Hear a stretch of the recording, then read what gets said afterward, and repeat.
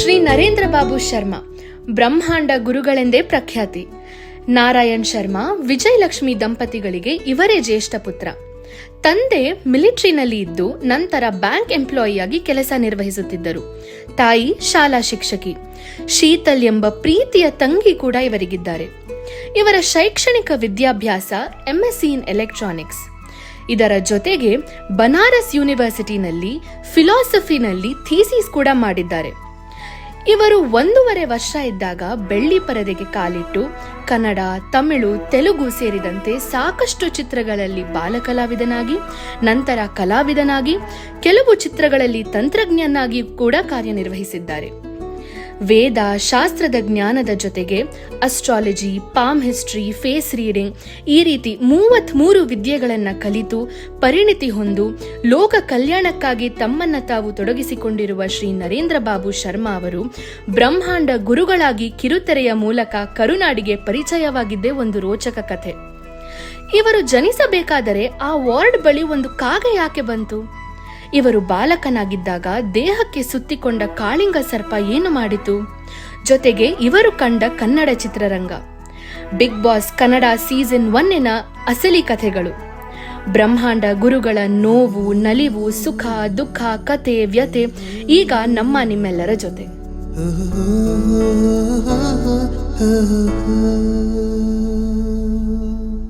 ವೀಕ್ಷಕರೇ, ಸ್ನೇಹಿತರೆ, ನಮಸ್ಕಾರ. ನಿಮ್ಮೆಲ್ಲರಿಗೂ ನಿಮ್ಮ ಪ್ರೀತಿಯ ನಮ್ಮ ಪ್ರೀತಿಯ 101 ನೆನಪು ಈ ಹೊಸ ಸರಣಿಗೆ ಸ್ವಾಗತ ಸುಸ್ವಾಗತ. ಪ್ರತಿಯೊಂದು ಸರಣಿ ಮಾಡಬೇಕಾದ್ರೆ, ಕಾರ್ಯಕ್ರಮ ಮಾಡಬೇಕಾದ್ರೆ, ಓಪನಿಂಗ್ ಹೇಳಬೇಕಾದ್ರೆ ನಾನು ಹೊಸ ಎನರ್ಜಿನಲ್ಲಿ ಇರ್ತೀನಿ, ಹೊಸ ಜೋಶಲ್ಲಿ ಇರ್ತೀನಿ. ಇಲ್ಲಿ ಎನರ್ಜಿ, ಜೋಶು ಎರಡರ ಜೊತೆಗೆ ತುಂಬ ಗರ್ವದಿಂದ ಇದ್ದೀನಿ, ಗೌರವದಿಂದ ಇದ್ದೀನಿ, ಘನತೆಯಿಂದ ಇದ್ದೀನಿ. ಅದೇನಕ್ಕೆ ಅಂತ ಹೇಳೋದಕ್ಕಿಂತ ಮುಂಚೆ ಒಂದು 2 ಸಾಲುಗಳನ್ನ ಹೇಳ್ಬಿಟ್ಟು ನಾನು ಆ ಮಾತನ್ನ ಪ್ರಾರಂಭ ಮಾಡ್ತೀನಿ. ಗುರು ಬ್ರಹ್ಮ ಗುರು ವಿಷ್ಣು ಗುರುದೇವೋ ಮಹೇಶ್ವರ ಗುರು ಸಾಕ್ಷಾತ್ ಪರಬ್ರಹ್ಮ ತಸ್ಮೈ ಶ್ರೀ ಗುರುವೇ ನಮಃ. ಏನಕ್ಕೆ ನಾನು ಇದನ್ನ ಹೇಳ್ತಾ ಇದ್ದೀನಿ ಅಂತಂದರೆ, ಇವತ್ತು ನಮ್ಮ ಈ ಶೋನಲ್ಲಿ, ನನ್ನ ಈ ಕಾರ್ಯಕ್ರಮದಲ್ಲಿ ನಮ್ಮ ಬ್ರಹ್ಮಾಂಡದ ಗುರುಗಳು, ನನ್ನ ನೆಚ್ಚಿನ ಗುರುಗಳು, ನನ್ನ ಕುಟುಂಬಕ್ಕೆ ಆತ್ಮೀಯರಾದವರು, ನಮ್ಮ ಬ್ರಹ್ಮಾಂಡ ಗುರುಗಳನ್ನ ನಾನು ಸಂದರ್ಶನ ಮಾಡ್ತಾ ಇದ್ದೀನಿ. ಅವರ ಜೀವನದ ಕಥೆಯನ್ನು ದಾಖಲೆ ಮಾಡ್ತಾ ಇದ್ದೀನಿ. ಸಾಧಾರಣವಾಗಿ ಬ್ರಹ್ಮಾಂಡ ಗುರುಗಳ ಅಂತಂದರೆ ನೀವು ಬೇರೆ ಬೇರೆ ವಿಚಾರಗಳನ್ನ ಅಥವಾ ಆಧ್ಯಾತ್ಮಿಕ ವಿಚಾರಗಳನ್ನ, ಭವಿಷ್ಯ, ಜ್ಯೋತಿಷ್ಯ ಈ ಥರ ವಿಚಾರಗಳಲ್ಲಿ ನೋಡಿರ್ತಾರೆ. ಆದರೆ ಬ್ರಹ್ಮಾಂಡ ಗುರುಗಳ ಒಳಗಡೆ ಒಬ್ಬ ಮಾನವೀಯ ಮೌಲ್ಯವುಳ್ಳ ವ್ಯಕ್ತಿ ಇದ್ದಾರೆ. ಒಂದು ಮಗು ಮನಸ್ಸಿನ ಒಬ್ಬ ವ್ಯಕ್ತಿ ಜೀವಂತವಾಗಿದ್ದಾರೆ. ಅವರ ಬಾಲ್ಯ, ಅವರ ಜೀವನ, ಅವರ ಯೌವನ, ಅವರ ಲೈಫ್ ಸ್ಟೋರಿನ ದಾಖಲೆ ಮಾಡೋದಕ್ಕೆ ನಮ್ಮ ಚಾನಲ್ಗೆ, ನನ್ನ RR ಕನಸುಗಳ ಕಾರ್ಖಾನೆಗೆ ನನಗೆ ಅವಕಾಶ ಮಾಡಿಕೊಟ್ಟಿದ್ದಕ್ಕೆ ಇಡೀ ತಂಡದ ಪರವಾಗಿ, ನಿಮ್ಮೆಲ್ಲರ ಪರವಾಗಿ ಗುರುಗಳಿಗೆ ನಾನು ಹೃದಯಪೂರ್ವಕವಾದ ಧನ್ಯವಾದಗಳನ್ನ ತಿಳಿಸ್ತಾ ಇದ್ದೀನಿ. ಏನಂದರೆ, ಬ್ರಹ್ಮಾಂಡ ಗುರುಗಳದ್ದು ಒಂದು ಜ್ಞಾನ ಭಂಡಾರ. ಅವರು ಜ್ಞಾನಿ, ವಿಜ್ಞಾನಿ, ಮೌನಿ ಹಿಂಗೆ ಹೇಳಗು ಅಂತ ಕೇಳ್ಬೋದು. ಹೌದು, ಕೆಲವು ವಿಚಾರಗಳಲ್ಲಿ ಅವ್ರು ತುಂಬ ಮೌನಿ. ಇವೆಲ್ಲವೂ ಸೇರಿರೋ ಒಂದು ಮಿಶ್ರಣನೇ ಬ್ರಹ್ಮಾಂಡ ಗುರುಗಳು. ಅವ್ರ ಬಗ್ಗೆ ತುಂಬ ಪದಗಳು ಹೇಳೋದಕ್ಕೂ ನಾನು ಸಣ್ಣವನು, ನನಗೆ ಯೋಗ್ಯತೆ ಇಲ್ಲ. 1000 ಜನಕ್ಕೆ 1000 ಅಭಿಪ್ರಾಯಗಳಿರುತ್ತೆ, ಅವರವರ ವ್ಯೂ ಪಾಯಿಂಟ್ಸ್ ಬೇರೆ ಇರುತ್ತೆ. ಆದರೆ ಅವ್ರನ್ನ ತುಂಬ ಹತ್ತಿರದಲ್ಲಿ ನೋಡಿರೋ ಸಾಕಷ್ಟು ಜನರಲ್ಲಿ ನಾನು ಒಬ್ಬ ಆಗಿರೋದ್ರಿಂದ ತುಂಬ ಅವ್ರ ವಿಚಾರಗಳನ್ನ ನಾನು ಮಾತಾಡಬೇಕು. ಸೊ ನನ್ನ ಒಂದು ಪ್ರೀತಿಯ ಒಂದು ಕರೆಗೆ ಅವರು ಒಗ್ಗೊಟ್ಟು ಬಂದಿದ್ದಾರೆ, ನಮ್ಮ ಮನೆಗೆ ಬಂದಿದ್ದಾರೆ, ನಮ್ಮ ಮನಸ್ಸುಗಳಿಗೆ ಬಂದಿದ್ದಾರೆ, ನಿಮ್ಮೆಲ್ಲರ ಮನೆ ಮನಸ್ಸುಗಳಿಗೆ, ಮೊಬೈಲ್ಗಳಿಗೆ ಬರ್ತಾ ಇದ್ದಾರೆ. ಹಾಗಿದ್ರೆ ಬನ್ನಿ, ಬ್ರಹ್ಮಾಂಡ ಗುರುಗಳ ಜೀವನದ ಕಥೆನ ನಾವು ದಾಖಲೆ ಮಾಡೋಣ. ಮತ್ತೊಮ್ಮೆ ಮಗದೊಮ್ಮೆ ತಮ್ಮೆಲ್ಲರಿಗೂ ಸ್ವಾಗತ. ನಿಮಗೆಲ್ಲ ಗೊತ್ತು, ಈ ಕಾರ್ಯಕ್ರಮ ಮಾಡಬೇಕಾದ್ರೆ ನಿಮ್ಮ ರಘುರ ಮುಖಕ್ಕೆ ಬಣ್ಣ ಹಚ್ಚಲ್ಲ, ಬಣ್ಣದ ಮಾತಾಡಲ್ಲ. ಆದರೆ ಬಣ್ಣದ ಲೋಕದ ಈ ರೀತಿಯಾಗಿರುವ ಅಪರೂಪದ ವ್ಯಕ್ತಿಗಳನ್ನ, ಸತ್ಯಗಳನ್ನ, ಕಥೆಗಳನ್ನ, ಅವರ ಜೀವನದ ವಿಷಯಗಳನ್ನ ದಾಖಲಿಸೋದು ಮರೆಯಲ್ಲ ಅಂತ ಹೇಳ್ತಾ ಮತ್ತೊಮ್ಮೆ ತಮ್ಮೆಲ್ಲರಿಗೂ ಸ್ವಾಗತ ಸುಸ್ವಾಗತ. 101 ನೆನಪು. ನಮ್ಮ ಜೊತೆಗಿದ್ದಾರೆ ನಮ್ಮ ಗುರುಗಳು, ನಮ್ಮ ಪ್ರೀತಿಯ ಗುರುಗಳು, ನಮ್ಮ ಬ್ರಹ್ಮಾಂಡ ಗುರುಗಳು. ಗುರುಗಳೇ, ಖುಷಿ ಗುರುಗಳೇ, ತುಂಬಾ ಖುಷಿ ನನಗೆ. ಎಲ್ಲೋ ನಾನು ಯಾವತ್ತೂ ಫಂಬಲ್ ಆಗಲ್ಲ, ಇವತ್ತು ಸ್ವಲ್ಪ ಫಂಬಲ್ ಆಗ್ತಾ ಇದ್ದೀನಿ ನಾನು, ನೀವು ಪಕ್ಕದಲ್ಲಿ ಕೂತಿರೋದ್ರಿಂದ. ಈ ಅವಕಾಶ ನನಗೆ ಕೊಟ್ಟಿದ್ದಕ್ಕೆ ತುಂಬಾ ತುಂಬಾ ತುಂಬಾ ಥ್ಯಾಂಕ್ಸ್ ಗುರುಗಳೇ. Thank you. ದಯವೆಚ್ಚೆ. ಥ್ಯಾಂಕ್ ಯು ಗುರುಗಳೇ. ಹೇಗಿದ್ದೀರಾ ಗುರುಗಳೇ? ಭಾಳ ಸಂತೋಷ, ಚೆನ್ನಾಗಿದ್ದೀನಿ. ಅದು ಭಾಳ ದಿವಸಗಳಿಂದ, ಭಾಳ ತಿಂಗಳುಗಳಿಂದ ನೀನು ಇವಾಗ ಮಾಡೋಣ ಅಂತೇಳಿ ಸಮಯ ಬಂದಿದ್ದೆ. ಇವಾಗ ಅದು ಹೊಸ ವರ್ಷದ 2024 ಬಂದಂಗಾಯ್ತು. ಇಲ್ಲ, ನಿಮ್ಮ ಆಶೀರ್ವಾದ ಗುರುಗಳು, ನಿಮ್ಮ ಅನುಗ್ರಹ, ದೇವರ ಅನುಗ್ರಹ. ಥ್ಯಾಂಕ್ ಯು ಗುರುಗಳೇ.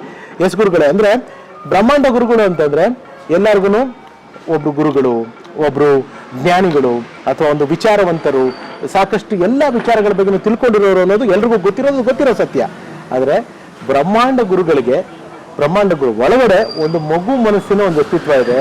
ಅವರೊಂದು ಪುಟ್ಟ ಮಗು ಥರನೇ ಆ ವಿಷಯ ಅಥವಾ ನಿಮ್ಮ ಬಾಲ್ಯ, ನಿಮ್ಮ ಕುಟುಂಬ, ನೀವು ಓದಿದ್ದು. ಯಾಕೆಂದರೆ ಈ ನಾ ಸಣ್ಣದಾಗಿ ನಿಮ್ಮ ಹತ್ರ ಮಾತಾಡಿದಾಗ ಗೊತ್ತಾಗಿದ್ದು, ನನಗೆ ಎಷ್ಟೊಂದು ವಿಷಯ ಮದರ್ ಪ್ರಾಮಿಸ್ ಗೊತ್ತಿರಲಿಲ್ಲ. ತುಂಬ ವಿಚಾರಗಳಿದೆ, ಜನಕ್ಕೆ ತಿಳಿಸ್ಬೇಕಾಗಿರೋಂಥ ಸಾಕಷ್ಟು ವಿಚಾರಗಳಿದೆ. ಸೊ ಆ ನಿಟ್ಟಿನಲ್ಲಿ ನಿಮ್ಮನ್ನ ನಿಮ್ಮ ಬಾಲ್ಯಕ್ಕೆ, ನಿಮ್ಮ ಅವತ್ತಿನ ದಿವಸಗಳಿಗೆ ಎಲ್ಲ ಕರ್ಕೊಂಡು ಹೋಗೋದಕ್ಕೆ ಆಸೆ. ಸೊ ಸ್ಟಾರ್ಟ್ ಮಾಡೋ ಗುರುಗಳೇ, ನೆನಪಿನ ಊರುಗಳು ಧಾರಾಳವಾಗಿ. ಎಸ್ ಗುರುಗಳೇ, ಒಂದು ಸುಂದರವಾದ ಕುಟುಂಬ, ನೀವು ಅಪ್ಪ ಅಮ್ಮ ತಂಗಿ. ಸೊ ಅಪ್ಪ ಏನು ಕೆಲಸ ಮಾಡ್ಕೊಂಡಿದ್ರು, ಎಲ್ಲಿ ಮೂಲತಃ ಯಾವ ಊರಿನವ್ರು ನೀವು? ಸಾಧಾರಣವಾಗಿ ಎಲ್ಲ ದೇವಾನಗರ ಭಕ್ತ ಪ್ರಿಯರೇ, ತಮ್ಮೆಲ್ಲರಿಗೂ ವೀಕ್ಷಕ ಬಾಂಧವರಿಗೆ ತುಂಬ ಹೃದಯಪೂರ್ವಕವಾಗಿರ್ತಕ್ಕಂಥ ಈ 101 ನೆನಪುಗಳಿಗೆ ಸ್ವಾಗತ, ಸುಸ್ವಾಗತ. ಈ ರಘುರಾಮ್ ಮಾಡ್ತಕ್ಕಂಥ ಈ ಕಾರ್ಯಕ್ರಮಕ್ಕೆ ತಮ್ಮೆಲ್ಲರಿಗೂ ಆಧಾರದ ಸ್ವಾಗತ. ತಮ್ಮೆಲ್ಲರಿಗೂ ಈ ಒಂದು ನೂತನವಾಗಿರ್ತಕ್ಕಂಥ ಕಾರ್ಯಕ್ರಮಕ್ಕೆ ಸ್ವಾಗತ. ನಟರಾಜನ ಕೃಪಾಶ್ರಯದಿಂದ ಅಸಾಧ್ಯ ಸಾಧಕ ಸ್ವಾಮಿನ್ ಅಸಾಧ್ಯಂ ದವಕಿಂಬದ ಶ್ರೀರಾಮದೂತ ಕೃಪಾಸಿಂಧು ಮತ್ಕಾರ್ಯ ಸಾಧ್ಯ ಪ್ರಭು.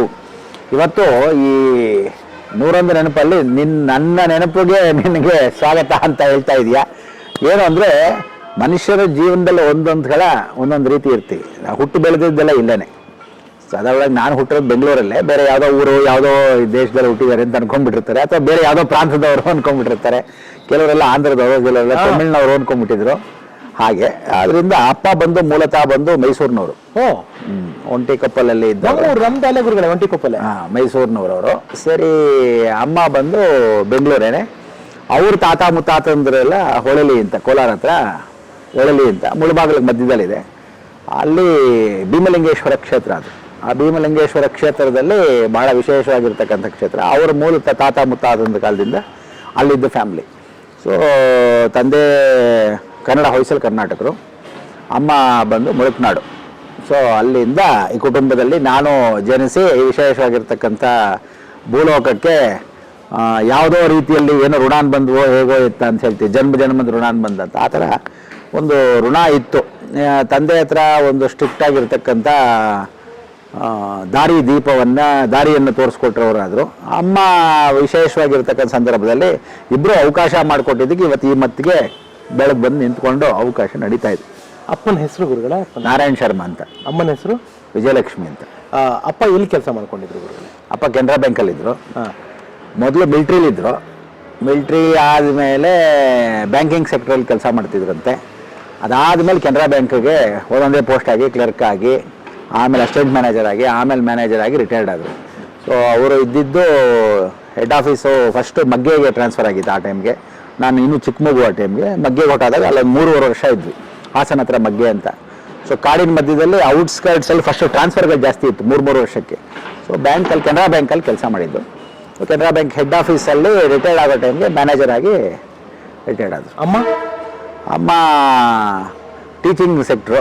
ಮೊದಲು ಏನು ಮಾಡೋರು, ಅಡುಗೆ ಕ್ಲಾಸ್ಗಳು ಮಾಡೋರು, ಆಮೇಲೆ ಪೇಂಟಿಂಗ್ ಕ್ಲಾಸ್ಗಳು ಮಾಡೋರು, ಆಮೇಲೆ ಟೈಲರಿಂಗ್ ಕ್ಲಾಸ್ಗಳು ಮಾಡಿಸೋರು. ಅದಾದಮೇಲೆ ಟೀಚಿಂಗ್ ಜೊತೆಗೇ ಇತ್ತು. ಮಕ್ಕಳಿಗೆ A to Z UKG ಇಂದ 10ನೇ ಕ್ಲಾಸ್ವರೆಗೂ ಎಲ್ಲ ಮಕ್ಕಳನ್ನೂ ಚೆನ್ನಾಗಿ ಹಾಗೆ ಓದಿಸ್ತಾ ಇದ್ರು. ವೈಸ್ ಪ್ರಿನ್ಸಿಪಾಲ್ ಆಗಿ ನ್ಯಾಷನಲ್ ಚಿಲ್ಡ್ರನ್ಸ್ ಸ್ಕೂಲ್ಗೆ ಆಮೇಲೆ ರಿಟೈರ್ಡ್ ಆದ್ರು. ಓಕೆ. ತಂಗಿ ಒಬ್ರು ಅಂತ ಹೇಳಿದ್ರು, ತಂಗಿಯವ್ರ ಹೆಸರು ಏನು ಗುರುಗಳು? ಶೀತಲ ಅಂತ. ಶೀತಲ್ ಅಂತ. ನಾವು ಶೀತಲಾಂಬಿಕಾ ಅಂತ ಇಟ್ವಿ. ಸರಿ, ಶೀತಕಾಲದಲ್ಲಿ ಹುಟ್ಟಿದವಳೆಂದ ಡಿಸೆಂಬರಲ್ಲಿ ಸರಿ ಶೀತಲಾಂಬ ಅಂತ. ಆಮೇಲೆ ನಿಜವಾಗ್ಲೂ ಶೀತಲ ಅನ್ನೋದು ಇದೆಯಾ ಅಂದರೆ, ಆಂಧ್ರದಿಂದ ಒಂದು 21 ಕಿಲೋಮೀಟರ್ ಶೀತಲಾಂಬ ಅಂತಲೇ ಅಮ್ಮನವರಿದ್ದಾಳೆ. ಸೊ ಆವಾಗ ಶೀತಲಾಂಬ ಅಷ್ಟೋತ್ತರ ಶತನಾವಳಿನೂ ಇದೆ. ಆ ಸಮಯಕ್ಕೆ ಶೀತಲಾಂಬ ಅಂತ ಹೆಸರಿಟ್ಟು ಮಾಡಿಕೊಟ್ಟಿವಿ. ಗುರುಗಳೇ, ನಿಮ್ಮ ಮೂಲ ಹೆಸರು ನರೇಂದ್ರ ಶರ್ಮಾನ, ನರೇಂದ್ರ ಬಾಬು ಶರ್ಮಾ? ನರೇಂದ್ರ ಬಾಬು ಅಷ್ಟೇ. ಶರ್ಮಾ ಅನ್ನೋದು ಕುಟುಂಬಕ್ಕೆ ನರೇಂದ್ರ ಬಾಬು ಅಂತಲೇ ಇಟ್ಟಿದ್ದು. ಏನಂದರೆ ಫಸ್ಟು ರಾಮನಾರಾಯಣ್ ಅಂತ ಇಟ್ಟರು. ರಾಮನಾರಾಯಣ್ ಇಟ್ಟಾಗ ಅದಕ್ಕಿಂತ ಮೊದಲು ಜ್ಞಾನಕುಮಾರ್ ಅಂತ ಇಡೋಣ ಅಂತ. ಇವಾಗ ಜ್ಞಾನವಿಲ್ಲದೆ ಹೋಗುತ್ತೆ ಅಂತ. ಕೆಲವರಿಗೆ ವಿಜಯ ಅಂತ ಇಡೋಣ ಅಂದರೆ ವಿಜಯನೇ ಇರಲ್ಲ ಅಂತಾರೆ. ಸರಿ, ಆಮೇಲೆ ಚಂದ್ರಶೇಖರ ಅಂದರೆ ಬೆಳಗಿರಲ್ಲ ಬಿಡು ಅಂತ, ಹಿಂಗೆಲ್ಲ ವಾಡಿಕೆ. ಸರಿ, ಹುಡುಕ್ತಾ ಬಂದರು. ಸರಿ, ಆಮೇಲೆ ನರೇಂದ್ರ ಬಾಬು ಅಂತ ಇಡೋಣ, ಸ್ವಾಮಿ ವಿವೇಕಾನಂದನ ಹೆಸರು ಅಂತ ಹೇಳಿ ನರೇಂದ್ರ ಬಾಬು ಅಂತ ನಮ್ಮ ಅಜ್ಜಿ ಇಟ್ಟಿದ್ರು. ನಮ್ಮ ತಾಯಿಯವ್ರ ತಾಯಿ ಸಹಜಮ್ಮ ಅಂತ ಅವರು ಇಟ್ಟರಂತೆ. ಸರಿ, ಆವತ್ತಿಂದ ನರೇಂದ್ರ ಬಾಬು ಅಂತಲೇ ಇಟ್ಟು. ಎಲ್ಲಿ ಗುರುಗಳು? ಬೆಂಗಳೂರಲ್ಲಿ ಹುಟ್ಟಿದ್ದು? ಬೆಂಗಳೂರಲ್ಲಿ ಕಾಮರಾಜ್ ರೋಡಲ್ಲಿ ಹುಟ್ಟಿದ್ದು. ಓಕೆ. ಸೊ ಕಂಟೋನ್ಮೆಂಟ್ ಅದು. ಸೊ ಕಂಟೋನ್ಮೆಂಟ್ ಏರಿಯಾ ಅವಾಗೆಲ್ಲ ಇದ್ದಿದ್ದು ಬರೀ ಆಂಗ್ಲೋ ಇಂಡಿಯನ್ಸ್ ಇದ್ರು. ಹೌದಿಲ್ಲ, ಜಾಸ್ತಿ ಇದ್ದಿದ್ದು. MG ರೋಡಿಂದ ಅವರೆಲ್ಲರೂ ಕಾಕ್ಸ್ಟೋನ್ಗೆ ಆಂಗ್ಲೋ ಇಂಡಿಯನ್ಸೇ ಜಾಸ್ತಿ ಹೋಗ್ತಾ ಇದ್ದಿದ್ದು. ಅದೇ ಏರಿಯಲ್ಲಿ ಹುಟ್ಟು ಬೆಳೆದಿದ್ದು. ಸುತ್ತಮುತ್ತಲು ಮಲಯಾಳದವರು, ತಮಿಳು, ಮರಾಠಿ, ಹಿಂದಿ, ಮಾರ್ವಾಡಿಗಳು, ಗುಜರಾತಿಗಳು ಭಾಳಷ್ಟು ಜನ ಇದ್ದರು. ಸೊ ಇದೆಲ್ಲ ಇದ್ದ ಏರಿಯಾನಲ್ಲಿ ಮಧ್ಯದಲ್ಲಿ ಕಂಟೋನ್ಮೆಂಟಲ್ಲಿ ಕಾಮರಾಜ್ ರೋಡ್ ಅಂತ ಇದ್ದಿದ್ದು. ಅವ್ರ ತಾತನ ಕಾಲದಿಂದ ಅವ್ರಿಗೆಲ್ಲ ತೊಟ್ಟಿ ಮನೆ ಅದು. ಆ ಜಾಗದಲ್ಲಿ ಅಲ್ಲಿ ವಿದ್ಯಾಭ್ಯಾಸ ಪ್ರಾರಂಭ ಮಾಡಿದ್ದು. ವಿದ್ಯಾಭ್ಯಾಸ ಕಾಂಟ್ರೆಂಟ್ ಸ್ಕೂಲ್ ಅಂತ ಫಸ್ಟು. ಅದು ಅಲ್ಲೇನೆ ಥಾಮಸ್ ಕೆಫೆ ಇದೆ. ಥಾಮಸ್ ಕೆಫೆ ಅಂತ ಕಾಮರಾಜ್ ಮುಂದಕ್ಕೆ ಹೋದೆ ಥಾಮಸ್ ಕೆಫೆ. ಕಾನ್ವೆಂಟ್ ಸ್ಕೂಲ್ ಅಂತ. ಅದಾದಮೇಲೆ ಸೆಂಟ್ ಜೋಸೆಫ್ಸ್ ಅಂತ, ಅಂದರೆ ಈಗ ದೊಡ್ಡ ಸೆಂಟ್ ಜೋಸೆಫ್ಸ್ ಮೊದಲು ಅಲ್ಲಿ ಕೋಇನ್ಸಿಡೆನ್ಸಲ್ಲಿ ಸೆಂಟ್ ಝೇವಿಯರ್ಸ್ ಅಂತ ಇಟ್ಟಿದ್ರು. ಅದು ಝೇವಿಯರ್ಸ್ ಅಂತ ಆದ ತಕ್ಷಣ ಬಾಯ್ಸು ಗರ್ಲ್ಸು ಎರಡು ಕಾಂಬಿನೇಷನ್ ಇತ್ತು, ಕೋ ಎಜುಕೇಷನ್ ಇತ್ತು. ಚೇಂಜ್ ಮಾಡಿದ ಮೇಲೆ ಬರೀ ಬಾಯ್ಸಿಗೆ ನಾನು ಆಮೇಲೆ ಏನು ಮಾಡಿದೆ, ಶಿಫ್ಟ್ ಆದ್ವಿ. ನಮ್ಮ ಮೊದಲಿನ ಸಂಕೋಚ ಸ್ವಭಾವ ಜಾಸ್ತಿ, ಹೆಣ್ಮಕ್ಳ ಜೊತೆ ಜಾಸ್ತಿ ಬೆರೆಯಲ್ಲ ಅಂದ್ಬಿಟ್ಟು ಸರಿ ಆಮೇಲೆ ಸೆಂಟ್ ಜರ್ಮನ್ಸ್ಗೆ ಹೋದೆ. ಸೆಂಟ್ ಜರ್ಮನ್ ಸ್ಕೂಲ್ ಬಂದು ICSE ಸಿಲೆಬಸ್ ಅದು ಕಾಕ್ಸ್ಟೋನಲ್ಲಿ ಕೋಲ್ಸ್ ಪಾರ್ಕ್ ಎದುರುಗಡೆನೇ ಇದೆ. ನನಗೆ ಮೊದಲು ಸೀನಿಯರ್ಸ್ ಆಗಿ ರಾಜರ್ ಬಿನ್ನಿ, ಕಿರ್ಮಾನಿ ಎಲ್ಲ ಕ್ರಿಕೆಟ್ ಪ್ಲೇಯರ್ಸು, ಅವರು ಅದೇ ಸ್ಕೂಲು ಎಲ್ಲ ಇತ್ತು. ಸೊ ಅಪ್ ಟು ಅಲ್ಲಿ 10th ಇತ್ತು. ನಾನು 7ನೇ ಕ್ಲಾಸ್ವರೆಗೂ ಅಲ್ಲಿ ಮುಗಿಸಿ ಆಮೇಲೆ SLC ಸಿಲೆಬಸ್ಗೆ ಬಂದೆ. ಓಕೆ, ಆಮೇಲೆ ನಮ್ಮ ಈ ಕಡೆ ಶೇಷಾದ್ರಿಪುರಂ ಬಂದೆ. ಶೇಷಾದ್ರಿಪುರಂ ಆದ ತಕ್ಷಣ ವಿವೇಕಾನಂದಗೆ ಹೋದೆ. ವಿವೇಕಾನಂದ ಆದಮೇಲೆ ಮತ್ತೆ ತಿರುಗಿ ಶೇಷಾದ್ರಿಪುರಂ ಬಂದೆ. ಆಮೇಲೆ ತಿರುಗಿ ಏನು ಮಾಡಿದೆ, ಹಾಸನ್ಗೆ ಹೋದೆ. ಹಾಸನ್ ಮುಗಿಸಿದ ಮೇಲೆ ಮೈಸೂರಿಗೆ ಬಂದೆ. ಮೈಸೂರಿಗೆ ಮುಗಿಸಿದ ಮೇಲೆ ಅಲಹಾಬಾದಲ್ಲಿ 3.5 ವರ್ಷ ಇದ್ದೆ. ಅಂದರೆ ಓದ್ತಾ ಇದ್ದೀರಾ? ಅಲಹಾಬಾದಲ್ಲಿ GB ಶಾಸ್ತ್ರಿ ಅಂತ. ಸೊ ಅಲ್ಲಿ ಥೀಸಿಸ್ ಮಾಡಿದೆ ನಾನು, PhD ಇನ್ ಫಿಲಾಸಫಿ. ರಥಚಕ್ರ ಸಂಸ್ಕಾರ ಅಂತ ನನ್ನ ಸಬ್ಜೆಕ್ಟು. ಸೊ ಅಲ್ಲಿ ಬನಾರಸ್ ಇದರಲ್ಲಿ GB ಶಾಸ್ತ್ರಿಗಳು, ವೈಕೋ ನಾರಾಯಣ್ ಶಾಸ್ತ್ರಿ ಅಂತ ಅವರಿಬ್ಬರು ಹೇಳ್ಕೊಡ್ತಾರೆ. ಗುರುಗಳ ನಿಮ್ಮ ಅಂದರೆ ಅಕಾಡೆಮಿಕ್ ಕ್ವಾಲಿಫಿಕೇಶನ್ಸ್ MSc ಇನ್ ಎಲೆಕ್ಟ್ರಾನಿಕ್ಸ್ ಅಂತ ಕೇಳ್ಬಿಟ್ಟೆ. MSc ಎಲೆಕ್ಟ್ರಾನಿಕ್ಸ್ ಫಸ್ಟ್ ನಾನು BSc ಮಾಡಿದೆ, ಆಮೇಲೆ ಎಲೆಕ್ಟ್ರಾನಿಕ್ಸ್ ಎಲ್ಲ ಇದ್ದೆ. ಸರಿ MSc ಎಲೆಕ್ಟ್ರಾನಿಕ್ಸ್ ಮಾಡಿದೆ. ಸರಿ ಎಲೆಕ್ಟ್ರಾನಿಕ್ಸು ನನಗೆ ಸಂಬಂಧವೇ ಇಲ್ಲ. ಆಮೇಲೆ ಏನಂದರೆ ಬಾಲ್ಯದಿಂದ ಏನಾಗಿದೆ, ದೊಡ್ಡ ಕುಟುಂಬ. ಆ ದೊಡ್ಡ ಕುಟುಂಬದಲ್ಲಿ ಎಲ್ರದ್ದು ಒಂದೊಂದು ಥರ ಇದೆ. ಸೊ ಅವ್ರ ವಿದ್ಯಾಭ್ಯಾಸ ಆಗಲಿ, ಇವ್ರದ್ದು ವಿದ್ಯಾಭ್ಯಾಸ ಆಗಲಿ, ಕುಟುಂಬದ ಗಲಾಟೆ ಆಗಲಿ, ಅವ್ರಗಳ ದೊಡ್ಡ ಸಂಸಾರಗಳಾಗಲಿ, ಹಳೆ ಕಾಲದವರಾಗಲಿ, ಹೊಸಬ್ರಾಗಲಿ, ನ್ಯೂ ಜನ್ರೇಷನ್ ಎಲ್ಲರೂ ಸೇರಿಬಿಡ್ತು. ಸೊ ಇವೆಲ್ಲ ಮಿಕ್ಸ್ಚರ್ ಆಗೋದ್ರಿಂದ ನನಗೆ ಎಲ್ಲನೂ ಅನುಭವಗಳಾಗ್ತಾ ಬಂತು. ಸೊ ಏನು ಅನುಭವ ಅಂದರೆ, ಈ ಕಡೆ ಆಧ್ಯಾತ್ಮ ಜಾಸ್ತಿ, ಅಜ್ಜಿ ಕಡೆ ಎಲ್ಲ ಆಧ್ಯಾತ್ಮ ಜಾಸ್ತಿ. ಆ ಕಡೆ ತಾತನ ಮನೆ ಕಡೆ ವ್ಯಾವಹಾರಿಕವಾಗಿ ಅವ್ರು ಜಾಸ್ತಿ. ಈ ಕಡೆ ಬಂದು ರಾಜಮನೆ ಕುಟುಂಬದಲ್ಲಿದ್ದರು, ಯಾಕೆಂದರೆ ತಂದೆ ಕಡೆ ತಾತನವರೆಲ್ಲ ರಾಜಮನೆ ಕುಟುಂಬದಲ್ಲಿದ್ದರು. ಸೊ ಜಯಚಾಮರಾಜ ಒಡೆಯ ಕಾಲದಲ್ಲಿ ಪಂಡಿತರಾಗಿದ್ದರು, ಗಂಡು ಪಂಡಿತರು, ಔಷಧಿಯನ್ನು ಮಾಡ್ಕೊಡ್ತಾರೆ, ಆಯುರ್ವೇದಿಕ್ ಪಂಡಿತರು ಅವರೆಲ್ಲ. ಸೊ ಮಹಾರಾಜರ ಮನೆ ವಂಶದಲ್ಲಿ ಅವ್ರ ತಾತ ಮುತ್ತಾತ ಅಂದರೆ ನಮ್ಮ ತಂದೆಗೆ ತಾತ ಅವರು ಗಂಡು ಪಂಡಿತರು. ಸೊ ಅವರೆಲ್ಲ ಬಂದು ಮಾಡ್ತಾ ಇದ್ದಿದ್ದರಿಂದ ಸೊ ಆ ಕಡೆದು ಈ ಕಡೆದು ಎಲ್ಲ ಸಂಸ್ಕಾರನೂ ಸೇರ್ತು. ಈ ಕಡೆ ಬಂದು ಮಠದ ಮನೆ ಸಂಸ್ಕಾರ, ಅಜ್ಜಿ ಮನೆ ಕಡೆ ಅವ್ರಿಗೆ.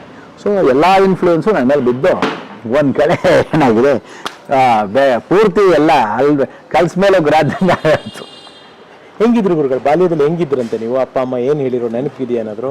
ಇಲ್ಲ, ನನಗೆ ಜ್ಞಾಪಕ ಇದ್ದಂಗೆ ತುಂಬ ಗಲಾಟೆ ಮಾಡ್ತಿದ್ದೆ. ಸರಳ ಆಗಿದ್ರಿ? ತುಂಬ ಗಲಾಟೆ ಮಾಡ್ತಿದ್ದೆ. ಸಾಧಾರಣವಾಗಿ ನಾನು ಒಂದು ಎಕ್ಸಾಂಪಲ್ ಏನು ಅಂದರೆ, ಚಿಕ್ಕ ವಯಸ್ಸಲ್ಲಿ ಎಲ್ಲರೂ ನನ್ನ ಜೊತೆನಿರಬೇಕು. ಎಲ್ಲರೂ ನನ್ನ ಅಡ್ಮಿನಿಸ್ಟ್ರೇಷನ್ ಥರ ಒಂಥರ ನಾನು ಇದ್ದಿದ್ದು.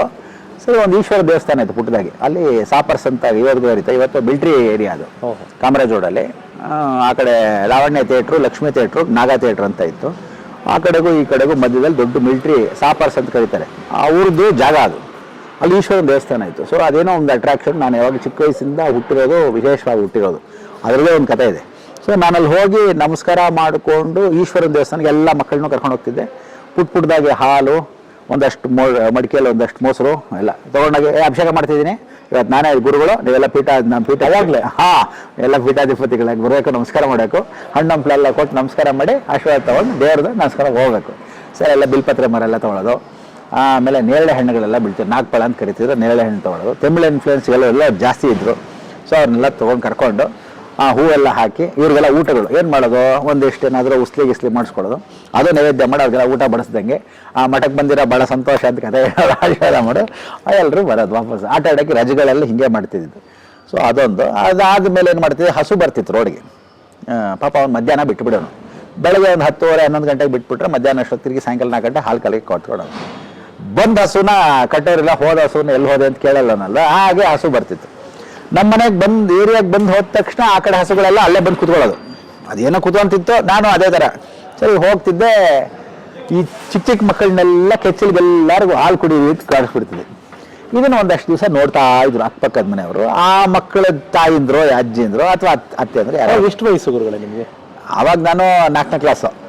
ಸರಿ ಕರ್ಕೊಂಡೋಗಿ ಅವ್ರುಗಳೆಲ್ಲ ಏನು ಮಾಡಿದ್ರು, ಬಾಬು ಬಾಯಿಲಿ ಅಂತ ಹೇಳಿದ್ರು, ಒಂದು ಬಟ್ಲು ಒಂದು ಪಾತ್ರೆ ಕೊಟ್ಬಿಡೋದು. ನೀನೇ ಕರೆದು ಬಿಡ ಆ ಹಸು ನೀನೇನೋ ಮಾಡ್ತಿಲ್ಲ, ನೀನೇ ಕರೆದು ಬಿಡ. ನಾನು ಕರ್ದು ಕೊಡಿಸ್ಬಿಡ್ತಿದ್ದೆ ಅವ್ರಿಗೆ. ಹಿಂಗ್ ಬರೋದು ಗುರುಗಳ ಕಲಿ ಅಂದ್ರೆ ಏನ್ ಮಾಡೋದು, ಇವೆಲ್ಲ ಕಚ್ಚದೆಲ್ಲ ಹಾಲು ಕುಡಿಸಲ್ಲ, ಹಾಲು ಕಳಿಸಿದ್ರು ಅಮುಕ್ತಾರೋ ಬರುತ್ತೆ ಅನ್ನೋರು ಕೊಡ್ದು ಅವ್ರಿಗೆಲ್ಲ ಕೊಡ್ತಿದ್ದೆ. ಎಷ್ಟು ಬರೋದೋ ಅವ್ರವ್ರ ಪಾತ್ರೆ ಅವ್ರವ್ರು ಬಂದು ತಗೊಂಡೋಗೋರು. ಆಮೇಲೆ ನಾನು ಕೂತ್ಕೊಂಡಿದ್ರೆ ಅವ್ರೂ ಬಂದು ಕರ್ಕೊಂಡು ಹೋಗೋರು. ಅವ್ರು 4 ಗಂಟೆಗೆ ಹಾಲು ಕರಿಯೋಕೆ ತೊಗೊಂಡೋಗಿದ್ದು ಅವ್ರ ಮನೆಗೆ. ಇದು 4 ಗಂಟೆ ಆದ್ಮೇಲೆ ಹಾಲು ಬರಿತಾ ಇಲ್ಲ ಅಂತ. ಸರಿ ಅವ್ರ ಮನೆಗೆ ಹೋದಾಗ ತಿರುಗಿ ಹಸುಗಳೆಲ್ಲ ಹೋದು. ಒಂದು ಸುಮಾರು 11 ಹಸುಗಳೆಲ್ಲ ಬರ್ತಿತ್ತು. 9 ಹಸು 11 ಹಸುಗಳು ಬೇರೆ ಬೇರೆ ಅವ್ರದ್ದು. ಆ ಕಡೆ ಎಲ್ಲ ಹಸುಗಳೇ ಜಾಸ್ತಿ. ಕ್ಯಾಲ್ರಿಗೌಡ ಅಂತಲೂ ಕರಿತಾ ಇದ್ರು. ಹೌದು ಕಾಮರಾಜಗೌಡ ಅಂತೂ ಕರಿತಾ ಇದ್ರು. ಅವಾಗ ಮಾಡ್ಕೊಂಡು ಅದನ್ನ ಮಾಡ್ತಿದ್ದೆ. ಅದಾದ್ಮೇಲೆ ಈ ಪಟಾಕಿ ಹಬ್ಬದ ಬಂದಾಗ ಪಟಾಕಿಗಳನ್ನ ಇವರೆಲ್ಲ ಮನೇಲಿ ಸುಡ್ತಾ ಇದ್ರು. ನಮ್ಮೆಲ್ಲ ಒಂದು ಗೋಡೆಗೆ ಅಟ್ಯಾಚು ಎಲ್ಲ ಕಾಮರಾಜಗೌಡ ಚಿಕ್ಕ ಕಂಜೆಸ್ಟೆಡ್ ಮನೆಗಳು, ಎದುರುಗಡೆ ದೇವಸ್ಥಾನ ಆ ಕಡೆ ಈ ಕಡೆ. ಕೆಲವರೆಲ್ಲ ಹುಡುಗರೆಲ್ಲ ಬಂದು ಪಟಾಕಿ ಮಾಡಿ ಮೇಲಿಂದ ಹಚ್ಚಿಬಿಡು ಅಂತ. ಆ ಮಾಡಿ ಮೇಲಿರೋ ಪಟಾಕಿಗಳನ್ನ ಈ ಆಟೋಲ್ಲಿ ಹೋಗ್ತಾ ಇರ್ಬೇಕಾದ್ರೆ ಗಂಡ ಹೆಂಡ್ತಿದ್ರು. ಈ ಕಡೆಯಿಂದ ಆ ಕಡೆ ಗಣಪತಿ ದೇವಸ್ಥಾನ ಹೊಡೆಯೋದು ಸದ್ಯ ಪುಣ್ಯಕ್ಕೆ ಅವರು ಡಮ್ ಅಂತಿಲ್ಲ. ಸೊ ಹೀಗೆಲ್ಲ ಗಲಾಟೆಗಳು ಘರ್ಷಣೆಗಳು ಭಾಳಷ್ಟು ಮಾಡ್ತಿದ್ದೆ. ಆಮೇಲೆ ಒಂದ್ಸಲ ಏನಾಯಿತು, ನಾನು 3ನೇ ಕ್ಲಾಸಲ್ಲಿ ಏನು ಮಾಡಿದ್ದು, ಮಿಸ್ಸು ಟೀಚರು ಇದೇ ಸೆಂಟ್ ಜೋಸೆಫ್ ಸ್ಕೂಲ್ ಅಂತ ಇತ್ತು, ಥಾಮಸ್ ಕೆಫೆ ಹಿಂದ್ಗಡೆ. ನಾನು ಕ್ಲಾಸಲ್ಲಿ ಕೂತ್ಕೊಂಡು ಅವಾಗ ನಾನು ತುಂಬ ಚೆನ್ನಾಗಿ ಓದ್ತಿದ್ದೆ ಅಂತ ನಮ್ಮ ತಾಯಿನೂ ಹೇಳ್ತಾರೆ. ಒಂದು 90% 92. ನಮ್ಮಮ್ಮ ಚೆನ್ನಾಗಿ ಹೊಡೆಯೋರು, ಟೀಚರ್ ಅಲ್ವಾ. ಅದು ಏನು ಅಂದರೆ 94 ತೊಗೊಂಡ್ರು ಇನ್ನು 7 ಮಾರ್ಕು ಇನ್ನು 4-6 ಮಾರ್ಕ್ ಯಾರು ಕೊಟ್ಟೆ ಅಂತ ಹೊಡೆಯೋರು. ಆ ಥರ ಇದರಿಂದ ಓದ್ತಿದ್ದೆ. ಸೊ ಅಲ್ಲಿ ಎದ್ದು ನಿಂತ್ಕೊಂಡು ಆನ್ಸರ್ ಮಾಡೋ ಟೈಮ್ ಕರೆಕ್ಟಾಗಿ ಹಿಂದ್ಗಡೆಯಿಂದ ಹುಡುಗ ಏನು ಮಾಡೋನು, ಕಂಪಾಸು ಪ್ರೊಟ್ರಾಕ್ಟ್ರು ಎಲ್ಲ ಇಡ್ಬೋದನು. ಅದು ಒಂದ್ಸಲ ಚುಚ್ಕೊಂಡ್ಬಿಡ್ತು. ಆ ಕೋಪಕ್ಕೆ ಏನು ಮಾಡ್ಬಿಟ್ಟೆ ನಾನು, ಹೀಗೆ ತೆಗೆಯೋ ಅಂಥ ಬ್ಲೇಡ್ ಇತ್ತು ಹೀಗೆ ಜೀವ ಅದನ್ನೇನು ಮಾಡ್ಬಿಟ್ಟೆ. ಅಲ್ಲಿ ಸರ್ವಣ ಅಂತ ಒಂದು ಹುಡುಗ, ಅವನು ತಮಿಳವನು, ಆ ಕಡೆ ಇದ್ದ, ಅವನೇ ಇಡ್ತಿದ್ದ. ಅವನು ಇನ್ನೊಬ್ಬ 4-4 ಜನ ಇವರು. ಅವ್ನು ಹಿಂಗೆ ತಿರುಗಿ ನೋಡಿದ ತಕ್ಷಣ ಅವನೇ ಎತ್ತಾ ಇದ್ದ. ತಕ್ಷಣ ಏನು ಮಾಡಿದೆ, ಆ ಕಿವಿ ಇಟ್ಕೊಂಡು ಹಿಂಗೆ ಕೂದೇ ಬಿಟ್ಟೆ. ಇವತ್ತಿಗೂ ಕಿವಿ ಇಲ್ಲ ಅವನಿಗೆ. ಅವನೊಂದ್ಸಲಿ ಎಲ್ಲ ಆದ್ಮೇಲೆ ಟಿ ವಿ ಕಾರ್ಯಕ್ರಮ ನಾನೆಲ್ಲ ಪ್ರಸಿದ್ಧ ಆದ್ಮೇಲೆ ನೀವು ಅದು ಕೂದಿದ್ರಲ್ಲ, ಇದು ಮಾತ್ರ ಇದೆ ಅವನಿಗೆ, ಈ ಗುಂಡಿದೆಯಲ್ಲ ಅಷ್ಟು ಮಾತ್ರ, ಈ ಕಿವಿ ಇಲ್ಲ. ಸೊ ಅವನು ನನ್ನ ಮಗು, ನನ್ನ ಹೆಂಡ್ತಿ, ನೀವು ಅದು ಕೂದಿದ್ರಲ್ಲ ನಮ್ಮ ಯಜಮಾನ್ರದ್ದು ಅಂತ ಅವ್ರು ಹೆಂಡ್ತಿ ಹೇಳಿ ನಮಸ್ಕಾರ ಎಲ್ಲ ಮಾಡಿದ್ರು. ಸೊ ಅಂದರೆ ಅವಾಗ 3ನೇ ಕ್ಲಾಸು. ಸರಿ ಆ ಟೈಮ್ಗೆ ಅವ್ರಂಗೆ ಹಂಗೆ ಅವ್ನು ಮಾಡಿದ್ದಕ್ಕೆ ನಾ ಮಾಡಿದ್ದೆ ಅಷ್ಟೇ ಹೊರತು. ಸರಿ ಆಯಿತು. ನಾನು ಕಾರ್ಪೊರೇಷನಲ್ಲಿ ಹುಟ್ಟಿದ್ದು. ಅವಾಗೇನೋ ಹೇಳ್ತಾರೆ ಇವರೆಲ್ಲ ಹಾಸ್ಪಿಟ್ಲ್ ಹುಟ್ಟಿದವರು ಅದು ಇದು ಅಂತ ಕತೆ ಹೇಳ್ತಾರೆ. ರಿಯಲ್ ಇನ್ಫಾರ್ಮೇಷನ್ ಏನು ಅಂದರೆ, ಒಂದು ಮಗುವನ್ನ ಒಂದು ಒಳ್ಳೆ ಹಳೆ nurse is more better than a good doctor ಅನ್ನೋಕ್ಕೆ. ಯಾಕಂದರೆ ಆ ಕಾಲದಲ್ಲಿ ಅವರು ಯಾವಾಗಲೂ ಹೆರಿಗೆ ಮಾಡಿಸಿ ಅಲ್ಲಿ ಕಾರ್ಪೊರೇಷನ್ದೇ ಒಂದು ಕಲ್ ಬಿಲ್ಡಿಂಗ್ ಇತ್ತು. ನಾನಲ್ಲೇ ಹುಟ್ಟಿದ್ದು. ನಾರ್ಮಲ್ ಡೆಲಿವರಿ ಅಂತ ನಮ್ಮಮ್ಮನಿಗೆ. ನಾ ಹುಟ್ಟೋವರೆಗೂ ಒಂದು ಕಾಗೆ ಗಲಾಟೆ ಮಾಡ್ತಾನೇ ಇತ್ತು, ಕಿಟಕಿಲಿ ಹೋಗ್ತಾನೆ ಇರಲಿಲ್ಲ. ಅದೇನು ವಿಶೇಷ ಅಂತ ಗೊತ್ತಿಲ್ಲ. ನಮ್ಮಮ್ಮಗೆ ಆ ಟೈಮ್ 7:30 ಕರೆಕ್ಟಾಗಿ, ನಮ್ಮ ತಾಯಿಗೆ 7:30. ನೀವು ಹುಟ್ಟೋ ಟೈಮ್, ನಾನು ಹುಟ್ಟೋ ಟೈಮಿಗೆ ಎಲ್ಲರೂ ಆಗ್ತಾನೆ ಉಪ್ಪಿಟ್ಟು ಏನು ಬೈಕ್ಗಳೇನು ತಿಳಿಸ್ಕೊಂಡು ಹೋಗೋ. ಅವ್ರ ಅಜ್ಜಿ ಏನು ಮಾಡ್ಯಾರೆ, ಅವರೆಕಾಯಿ ಉಪ್ಪಿಟ್ಟು ಮಾಡ್ಯಾರ. ನಮ್ಮಮ್ಮ ಉಪ್ಪಿಟ್ಟು ತುಂಬ ಇಷ್ಟ. ಅವರೆಕಾಯಿ ಉಪ್ಪಿಟ್ಟು ತಿಂದು ಆಯಿತು. ಡೆಲಿವರಿಗೆ ಹೋಗಿದ್ದೀರಿ. ನಾನು ಡೆಲಿವರಿ ಆಗೋವರೆಗೂ ಕಾಯೋದಕ್ಕೆ ಕೂಗ್ತಾ ಇತ್ತು. ಅದೆಲ್ಲ ನಮ್ಮ ತಾಯಿ ಹತ್ರ ಕೇಳೋದು ತುಂಬ ಚೆನ್ನಾಗಿತ್ತು. ಆಮೇಲೆ ಅದನ್ನು ಡೆಲಿವರಿ ಆಗೋರು ಕಾದು ನಾನು ಡೆಲಿವರಿ ಆಗಿ ಮಗು ಹಳೆ ಶಬ್ದ ಕೇಳಿದ ತಕ್ಷಣ ಕಾಗೆ ಹೋಯಿತು. ಅಲ್ಲಿವರೆಗೂ ಆ ಟೇಬಲ್ ಮೇಲೆ ಹಾಸ್ಪಿಟ್ಲಲ್ಲಿ ಆಪರೇಷನ್ ಥಿಯೇಟರ್ ಟೇಬಲ್ ಮೇಲೆ ಕುತ್ಕೊಂಡ್ಬಿಟ್ಟಿದ್ದಕ್ಕೆ ಬಂದು ಕಿಟಕಿ, ಆಪರೇಷನ್ ಕಿಟಕಿ ಅಲ್ಲೇ ಕೂತ್ಕೊಂಡಿದೆ ಟೇಬಲ್ ಪಕ್ಕದಲ್ಲಿ. ಸರಿ ಆಮೇಲೆ ಎದ್ದೋಗಿದೆ. ಅಂದರೆ ಆ ಸಮಯದಿಂದ ನನ್ನ ಒಂದು ವಿಶೇಷತೆ, ಭಾಳಷ್ಟು ಅನುಭವಗಳು ನಮ್ಮ ತಾಯಿಗಳು ಹೇಳಿದ್ರೆ ವಿಶೇಷ. ಅಂದರೆ ಏನು ಯಾಕೆ ಹುಡ್ದ, ಪೂರ್ವಜನ್ಮ ಸುಕೃತ, ನಾನು ಹೋದ ಜನ್ಮ ಏನಾಗಿದೆ, ಇಂಥದ್ದೆಲ್ಲ ಆಧ್ಯಾತ್ಮಿಕದಲ್ಲಿ ಹೇಳ್ಬೋದು. ಬಟ್ ಜನರಲ್ಲ ವಿಚಾರ ಕೇಳಿದಾಗ ಹೇಳಿದ ವಿಚಾರ ಈ ಥರನೂ ಆಗಿದೆ. ಪ್ಲಸ್ ಅದಾದಮೇಲೆ ನಾನು ಒಂದು ಸುಮಾರು 2 ವರ್ಷ ಮಗು ಸ್ವಲ್ಪ ಕೂತ್ಕೊಳ್ತಿದ್ದೆ, ಮಾಡ್ತಿದ್ದೆ. ಮಧ್ಯದಲ್ಲಿ ಇದ್ವಿ ಅಂತ ಹೇಳಿದ. ಅಲ್ಲಿ ತಂದೆ ಅವ್ರಿಗೆ ಟ್ರಾನ್ಸ್ಫರ್ ಆಗಿದೆ. ಮಧ್ಯಾಹ್ನ ಅಮ್ಮ ಹುಡುಕಿದ್ದಾರೆ. ಪಕ್ಕದ ಮನೇಲಿ ಮಾತಾಡಿದೆ. ಎಲಿಂಡಾ ಅಂತ ಅವ್ರ ಮನೆ, ಕ್ರಿಶ್ಚಿಯನ್ ಅವರು, ಅವ್ರ ಮನೇಲಿ ಬಾಡಿಗೆಗಿದ್ವಂತೆ. ಮಗ್ಗೆನಲ್ಲಿ ಇದ್ದಿದ್ದು, ಹಾಸನಿಂದ ಸ್ವಲ್ಪ ದೂರದಲ್ಲಿ ಮಗ್ಗೆ ಅಂತ. ಅಲ್ಲಿ ಹೆಂಚ್ ಮನೆ, ಕ್ವಾರ್ಟರ್ಸ್ ಇದ್ದಂಗೆ. ಅವ್ರ ಮನೆ ಬಾಡಿಗೆಯನ್ನು ಅಪ್ಪ ತೊಗೊಂಡಿದ್ದಾರೆ. ಇದೀವಿ. ಸರಿ ಅವ್ರ ಮನೇಲೆ ಮಾತಾಡ್ತಿದ್ದಾರೆ. ಮಾತಲ್ಲಿ ತಲ್ಲಿನಾಗ ಮಗುನ ಮರ್ತೋಗಿದ್ದಾರೆ ನಮ್ಮಮ್ಮ. ಎಲ್ಲ ಅಯ್ಯೋ ಕರೆಕ್ಟ್, ಅಯ್ಯೋ ಅವನಾಗಲೇ ಹೋಗಿ ಪಾಪ ಮಗು ಊಟ ಮಾಡಿಸ್ಬೇಕು, ನಾನು ಅಡುಗೆಗೆ ಇಟ್ಟು ಬರ್ತೀನಿ, ಅನ್ನ ಎಲ್ಲ ಇಟ್ಬಿಟ್ಟು ತಿರುಗಿ ನಿಮ್ಮಲ್ಲಿ ಬಿಟ್ಟಿನಲ್ಲ ಮಗು ಎಲ್ಲಿಂದ, ಆಗಲೇ ಹೋದ ನಿಮ್ಮ ಮಗ ನಡ್ಕೊಂಡು ಅಂತ. ಅಯ್ಯೋ ಏನು ಹಂಗೆ ಬಿಟ್ಬಿಟ್ರೆ ನೀವು ಪಾಡಿ ನೀವು ಅಂತ ಹುಡ್ಕಾಡಿದ್ದಾರೆ. ನೆಲದ ಬಾವಿ ಇತ್ತಂತೆ. ನೆಲದ ಬಾವಿಗೂ ಹೋಗಿ ಹುಡ್ಕಾಡಿದ್ರೆ ಇದು ಎಷ್ಟೊತ್ತಾಗೋಯ್ತು, ನೀರು ಅಳ್ಳಾಡ್ತಾ ಇಲ್ಲ, ಮಗು ಇಲ್ಲಿ ಬಿದ್ದೋಯ್ತಾ ಏನಾದ್ರು ಅಂತ. ಹಿಂದ್ಗಡೆಲ್ಲ ಕಾಡು, ಆನೆಗಳು ಬರೋ ಜಾಗ ಅಂತೆ. ಆ ಕಾಡಲ್ಲಿ ಇಷ್ಟು ದೂರ ಹೊಟ್ಟೋಗಿದ್ದಾನೋ ಏನು ಕಥೆಯೋ. ಸರಿ ಆಫೀಸು, ಅಪ್ಪನ ಆಫೀಸು ಅಲ್ಲಿಂದ 2.5 ಕಿಲೋಮೀಟರ್ ದೂರದಲ್ಲಿ. ಅವಾಗ ಏನು ಬಸ್ ಗೀಸ್ ಇಲ್ವಲ್ಲ, ಬೈಲೋ ಸರಿ ಅಲ್ಲಿ ಹೋಗ್ತಾ ಇದ್ದಾಗ ನಡ್ಕೊಂಡು ಹೊರಟೋಣ, ಇಷ್ಟು ದೂರ ಬಂದಿರಲ್ಲ ಯಾತಕ್ಕೆ ಬೇಕು ಅಂತ ವಾಪಸ್ ಇನ್ನೊಂದ್ಸಲ ಬಂದ್ರಂತೆ. ನೋಡಿ ಇಷ್ಟೊತ್ತಾದರೂ ಇಲ್ಲ ಮಗು ಏನು ಆಟ ಆಡ್ತೀರಂತೆ. ಇಲ್ಲ ಅವನಿಗೆ ನೀರು ಅಂದರೆ ತುಂಬ ಇಷ್ಟ, ನಿಮ್ಮನೆ ಹಿಂದ್ಗಡೆ ಪಾತ್ರೆ ತೊಳಿತಿರಲ್ಲ ಅಲ್ಲಿ ಹೋಗಿ ನೋಡಿ ಯಾತಕ್ಕೂ ಅಂತ. ಸರಿ ನೀರು ಯಾರು ಹೇಳಿದ್ದು ಗುರುಗಳು? ಆ ಪಕ್ಕದ ಮನೆ ಓನರು, ಅದೇ ಓನರ್ ಮನೆ ಹೆಚ್ಚು. ಸರಿ ಅವರು ಅಲ್ಲಿ ನೋಡಿ ಹೋಗಿ ಒಂದ್ಸಲ ಹಿಂದ್ಗಡೆ ಪಾತ್ರೆ ತೊಳೆಯಕ್ಕೆ ಏನು ಮಾಡೋದು, ಇವೆಲ್ಲ ಹುರುಳಿ ಅಂತ ನೀರು ಇಟ್ಬಿಟ್ಟು ಹೂಗಳಾಗ್ತಾರೆ, ಆ ಥರದ ಮಡಿಕೆ ದೊಡ್ಡದಿದೆ. ಅದರಲ್ಲಿ ಏನು ಮಾಡಿದ್ರಂತೆ, ಅಲ್ಲಿ ಪಾತ್ರೆ ತೊಳೆಯಕ್ಕೆ ಇಟ್ಕೊಂಡಿದ್ರಂತೆ ನಮ್ಮಮ್ಮ. ಅಲ್ಲಿ ಹೋಗಿ ನೋಡೋಣ ಅಂತ ಎದ್ದುಕೊಂಡು ಹೋಗಿ ನೋಡೋಕೆ ಬೇಡ ಕೂತೀನಿ. ನಾನು ನೀರು ಎತ್ಕೊಂಡು ಅಂತ ಹಿಂಗೆ ಹಾಕೊಂಡ ಕೂತ್ಕೊಂಡಿದ್ದೀನಂತೆ ಅಂದರೆ ಮಡಿಕೆ ಬಗ್ಗೆ. ಆಯ್ತು ಹೋಗ್ಬಿಟ್ಟು ಬಾರ ಹಿಂಗೆ ಏನು ತಿನ್ನೋಷ್ಟರಲ್ಲಿ ಯಾಕೋ ಮಿಣ್ಮಿಣ ಪಳ್ಪಳ ಅಂತಿದೆ. ಏನಕ್ಕೋ ಮಿಣ್ಮಿಣ ಪಳ್ಪಳ ಅಂತಿದೆ. ಸ್ವಲ್ಪ ಈ ಕಡೆ ನೋಡಿದ್ರೆ 2 ಸುತ್ತು ದೊಡ್ಡ ಆ ಮಡಿಕೆಗೆ ಸುತ್ತಕೊಂಡಿರೋ ಹಾವು ಪ್ಲಸ್ ನನ್ನ ಸುತ್ತಕೊಂಡು ನನ್ನ ಕಾಲು ಹಿಂಗೆ ಇಟ್ಕೊಂಡು ಕೂತಿರ್ತೀನಲ್ಲ ಮಗು, ಅದ್ರ ತಲೆ ನನ್ನ ಕಾಲ ಮೇಲೆ ಇಟ್ಕೊಂಡಿದೆ. ಅದು ತಣ್ಣಗಿದೆಯೇನೋ, ನನ್ನ ಬಡ ನಾನು ನೀರು ಸುಟ್ಕೊಂಡಿದ್ದೆ, ಅದು ಕಪ್ಪೆ ತಿಂದಿದ್ಯೋ ಏನು ತಿಂದಿದ್ಯೋ ಅದು ಮತ್ತೆಲ್ಲ ಆನಂದವಾಗಿ ನೀರಿಗೆ ಆನಂದವಾಗಿ ಇದೆಯಂತೆ ಹಾವು. ಆಮೇಲೆ ಹತ್ರ ನೋಡ್ತಾರೆ ಕಾಳಿಂಗ್ ಸರ್ಪ. ಸರಿ ಆಯಿತು, ಅದು ಮಲ್ಕೊಂಡ್ಬಿಟ್ಟಿದೆ ಪೂರ್ತಿ. ಸರಿ ತಕ್ಷಣ ಏನು ಮಾಡೋದು ಎತ್ಕೊಂಬಂದ್ರೆ ಬಾಯಿಗೆ ಹಾಕ್ಬಿಡುತ್ತಾ, ಕಳಿಸ್ಬಿಡುತ್ತಾ, ಏನು ಮಾಡೋದು? ಆಮೇಲೆ ನಿಧಾನಕ್ಕೆ ಕೋಲಲ್ಲಿ ಆ ತಲೆನ ಹಿಂಗೆ ಜರುಗಿಸಿ ನಾನು ಹಿಂಗೆ ಎತ್ಕೊಂಡು ಓಡ್ಕೊಂಡ್ಬಿಟ್ರು ನಮ್ಮಮ್ಮ. ಎತ್ಕೊಂಡ್ಬಂದ್ಬಿಟ್ಟ ಮೇಲೆ ಹುಷಂದಿದಾರಷ್ಟೇ, ಸಪ್ಪದಷ್ಟು ದೂರದಲ್ಲಿ ಬಾಲ ಕಾಣಿಸ್ತಾ ಇದೆ, ಏನು ದೊಡ್ಡದಾಗಿ ಹಂಗೆ ಹೋಗ್ತಾ ಇದೆ ಅಂತೆ. ಆಮೇಲೆ ಎತ್ಕೊಂಡು ಅದು ಆ ಥರ ವಿಶೇಷತೆ. ಅವತ್ತಿಂದ ನನಗೆ ದೇಹದ ಪೂರ್ತಿ ಸಾಮಾನ್ಯವಾಗಿ ನನಗೆ ಹಾವು ಥರ ಇದೆ. ನಾನು ಯಾರನ್ನೂ ಬೈಯಲ್ಲ, ಸಾಧಾರಣ ಬೈಕೊಳ್ಳಲ್ಲ, ಸುಮ್ಮನೆ ನೊಂದ್ರೇ ಅವ್ರು ಗೋವಿಂದ ಅಂತ ಮೊದಲಿಂದ ಅನುಭವ. ಅದಕ್ಕೆ ನಾನು ಯಾರಿಗೂ ತಲೆ ಕೆಡಿಸ್ಕೊಳ್ಳಲ್ಲ. ಸೊ ಈ ಒಂದು ಸರ್ಪದ ಅನುಗ್ರಹ ಚಿಕ್ಕ ವಯಸ್ಸಿಂದ ಈ ಅನುಭವಗಳೆಲ್ಲ ನಮ್ಮಮ್ಮ ಹೇಳ್ಕೊಬೋದು ಹೊರತು ನಾನು ಹೇಳ್ಕೊಳಕ್ಕೆ ಗೊತ್ತಾಗಲ್ಲ. ಸೊ ಅದರಿಂದ ನಾನು ಹುಟ್ಟಿದ ಬಾಲ್ಯದಿಂದ ಹೀಗೆ ಆಗ್ತಾ ಬಂತು. ಸೊ ನನ್ನ ಬಾಲ್ಯ ನಡ್ಕೊಂಡು ಬಂದು ಚಿಕ್ಕ ವಯಸ್ಸಲ್ಲಿ ನಾನೊಂದು ಸುಮಾರು ದೊಡ್ಡವನಾದೆ. ಸರ್ ಆ ಟೈಮಲ್ಲಿ ದಂಗೆದ ಮಕ್ಕಳಲ್ಲಿ ನಾನು ಸೆಕೆಂಡ್ ಇಯರ್ ದಂಗೆದ ಮಕ್ಕಳ ಪಾರ್ಟಲ್ಲಿ ದಂಗೆ ಹೇಳ್ಬೇಕಲ್ಲ ಸರಿ ಆ ಟೈಮಲ್ಲಿ ಅದು 3 ಭಾಷೆಯಲ್ಲಿ ತೆಲುಗು, ತಮಿಳು, ಕನ್ನಡ ಅಂತ ಮಾಡಿದ್ರು ಆ ಟೈಮಲ್ಲಿ. ಅದನ್ನು ಮಾಡಿದೆ. ಕನ್ನಡ ಪಿಕ್ಚರ್ ಅವಾಗ ದಂಗೆದ ಮಕ್ಕಳು ಪಂತ್ಲವರೇ